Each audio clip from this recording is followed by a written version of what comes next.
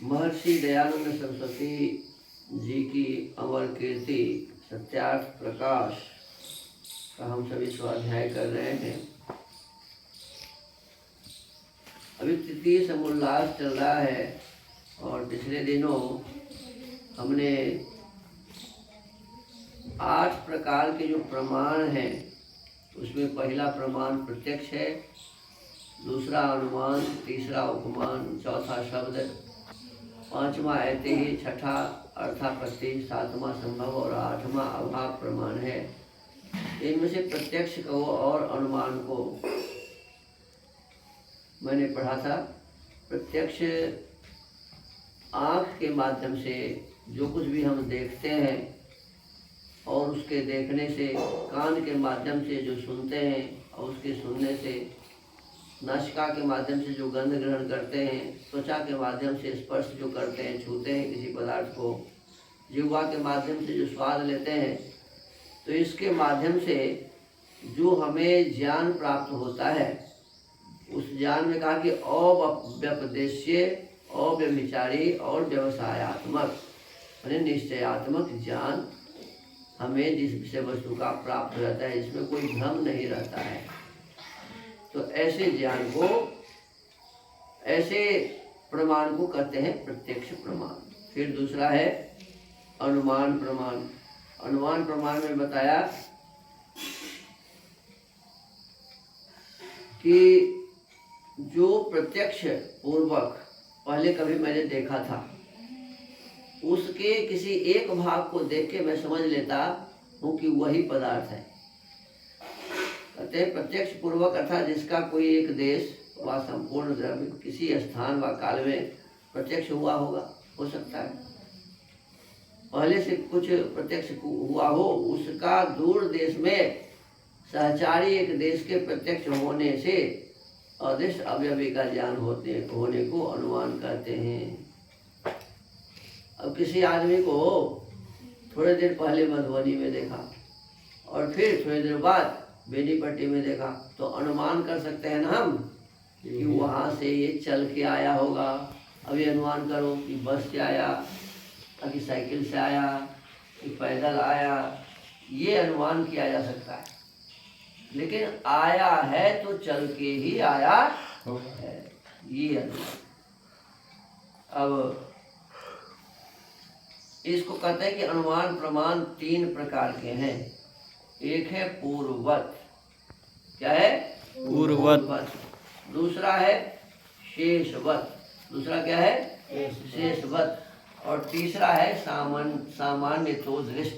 तीसरा क्या है ये? सामान्य तो दृष्ट। तो पूर्ववत क्या है? तो इसमें कहते हैं जैसे बादलों को, इसमें बदलों लिखा है, बदलों को देख के वर्षा का। अब आकाश में मेघ लगा हुआ है तो क्या हम लोग अनुमान करेंगे? आज बारिश होने वाला है, बारिश होने वाली है। मेघ को देखेंगे तो क्या होगा? बोलो। अरे मेघ लग रहा है, बारिश होने वाली है, ये है। तो मेघ को देख के वर्षा का अनुमान, ये है पूर्ववत। मेघ को देखा पहले और फिर अनुमान किसका किया? बारिश का। ये है पूर्ववत। फिर विवाह को देख के संतानोत्पत्ति। विवाह हुआ है तो बच्चे होंगे, विवाह हुआ तो बच्चे होंगे, ये भी है पूर्ववत। पढ़ते हुए विद्यार्थियों को देखे कि ये विद्वान बनेगा। पढ़ते हुए विद्यार्थी को देख के क्या जी? ये विद्वान बनेगा। अभी ज्ञाननिष्ठ गुरुकुल पढ़ने गया हुआ है, पढ़ाई कर रहा है, तो क्या हम अनुमान कर रहे हैं कि ये विद्वान बनेंगे। विद्या होने का निश्चय होता है इत्यादि। जहाँ जहाँ कारण को देख के कार्य का ज्ञान हो। वर्षा का कारण क्या है जी? बारिश। वर्षा का कारण क्या है? मेघ। तो मेघ है कारण और वर्षा है कार्य। बताओ संतान का कारण क्या है? विवाह। संतान का कारण क्या है जी? विवाह। विवाह हुआ है तो संतान होगा। तो कारण और कार्य क्या? बच्चा है कार्य और विवाह है कारण। विवाह क्या है जी? कारण। कारण है। तो कहते हैं कारण को देख के, कारण को देख के जब कार्य का अनुमान किया जाता है तो इस प्रकार के जो प्रमाण है उसको कहते हैं पूर्ववत अनुमान प्रमाण। क्या कहते हैं ये? पूर्ववत अनुमान और फिर प्रमाण। दूसरा है शेषवत, अर्थात जहाँ कार्य को देख के कारण का ज्ञान हो। जैसे कोई रात में तो कुछ देखा नहीं, लेकिन सवेरे जगा तो सारे जगह पानी ही पानी था, तो क्या समझ में आएगा? वर्षा हुआ होगा। रात में वर्षा हुई है, नहीं वर्षा हुई है, रात में मेघ लगा था, है ना जी? जी। वर्षा हुई है तो मेघ लगा था, तो मेघ का अनुमान किससे हुआ? पानी से। वर्षा कार्य है, इसको देख के मेघ का अनुमान किया। जैसे नदी के प्रवाह की बढ़ती देख के ऊपर हुई वर्षा का, है ना? नदी में पानी चल रहा है तो क्या समझेंगे? वर्षा हुई है तभी नदी में पानी है। तो कार्य है नदी में पानी बढ़ना, और कारण क्या हो गया? वर्षा का होना। कारण क्या हो गया जी? वर्षा का वर्षा होना। ऊपर हुई वर्षा का। पुत्र को देख के पिता का। अब किसी को बेटा है, आप लोगों के पिताजी तो यहाँ नहीं है, माता जी यहाँ नहीं है। लेकिन कोई भी आदमी आएंगे तो क्या समझेंगे? ये बालक है तो इसके माता पिता होंगे। क्या जी? जी। बालक है तो इसके माता पिता होंगे। होंगे। तो ये बालक हो गया कार्य, है ना जी? तो बालक को देखा, कार्य को देखा, तो किसका अनुमान किया? माता पिता का। तो माता पिता हो गया कारण।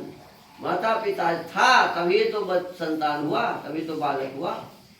ये कार्य को देखे कारण का अनुमान, सृष्टि को देखे अनादि कारण का।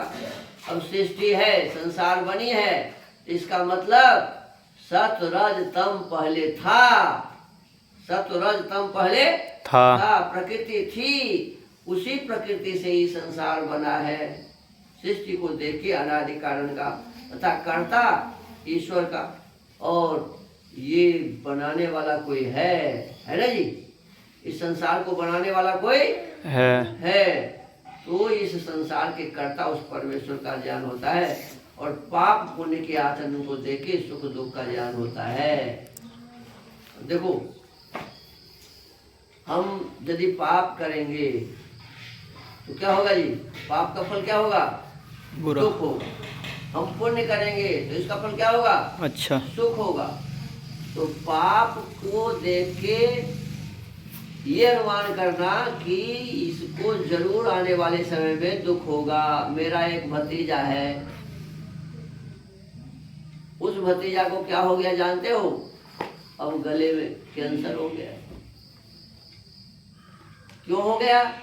तो पहले से हम जानते थे, बोलते थे, इतना गुटखा खाता था, खैनी खाता था, गांजा पीता था, दारू पीता था। अब जब उसको कैंसर हो गया है तब पता चला है कि मैं तो गलत काम किया। पहले पता ही नहीं चलता था। हम लोग पहले से कहते थे कि तो जरूर मारा जाएगा।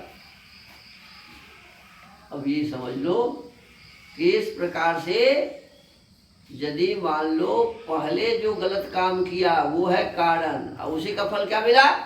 दुख। कैंसर हो गया, कार्य, है ना जी? तो ये क्या हो गया? पहले जो देख के हम समझते थे ये हो गया कारण। वो था कारण, ये है कार्य, है ना जी?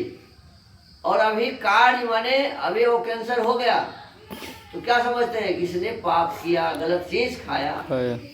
इसने गलत चीज खाया। गलत चीज खाया, इसीलिए अभी हमारा एक ब्रह्मचारी है, इसके पिताजी पी के एकदम डाउन रहते हैं, तो क्या हम लोग विचार करेंगे? जाने वाले समय में इनका लीवर खराब होगा। क्या जी? आने वाले समय में ये दुख भोगेंगे, है ना जी? ये है कारण को देख के कार्य का अनुमान, और कार्य को देख के कारण का अनुमान। कहते हैं दुख सुख दुख का ज्ञान होता है, इसी को कहते हैं शेषवत। समझ गए ना जी। शेषवत माने कार्य को देख के कारण का ज्ञान, पूर्ववत माने कारण को देख के कार्य का ज्ञान, और एक है सामान्य तो दृष्ट। क्या है जी? सामान्य तो दृष्ट। तीसरा सामान्य तो दृष्ट, जो कोई किसी का कार्य कारण न हो परंतु किसी प्रकार का सामर्थ्य एक दूसरे के साथ हो। जैसे कोई भी बिना चले दूसरे स्थान को नहीं जा सकता। जैसे मैंने पहले कहा, मधुबनी से बेनीपट्टी आ गया तो कहेंगे कि ऐसे ही आ गया अपने आप, क्या कहेंगे? चल के आया, है ना जी? कैसे आया? चल के आया। कोई भी बिना चले दूसरे स्थान को नहीं जा सकता। वैसे ही दूसरों का भी स्थानांतर में होना जाना बिना गमन के कभी नहीं हो सकता। अनुमान शब्द का अर्थ यही है कि अनु अर्थात प्रत्यक्षस्य पश्चान्मीयते ज्यायते येन तदनुमानम, जो प्रत्यक्ष के पश्चात उत्पन्न हो।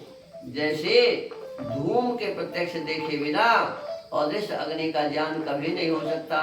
जो कभी धुआं देखा ही नहीं, मन जो कभी धुआं देखा ही नहीं देखा और एकाएक धुआं देखता है तो उसको पता चलेगा कि वहां अग्नि है? नहीं चलेगा। जो पहले देखा होगा अग्नि और अग्नि में से धुआं निकलते हुए, वही धुआं को देख करके अग्नि का ज्ञान कर सकेगा। तो कहते हैं जो प्रत्यक्ष के पश्चात उत्पन्न हो, जैसे धूम के प्रत्यक्ष, धूम माने धुआं, धुआं के प्रत्यक्ष देखे बिना अदृश्य अग्नि का ज्ञान कभी नहीं हो सकता। तो इस प्रकार से 3 प्रकार के अनुमान प्रमाण की जानकारी हम सबने प्राप्त की है। अब सत्यार्थ प्रकाश के स्वाध्याय के क्रम को यही विराम देते हैं। ओ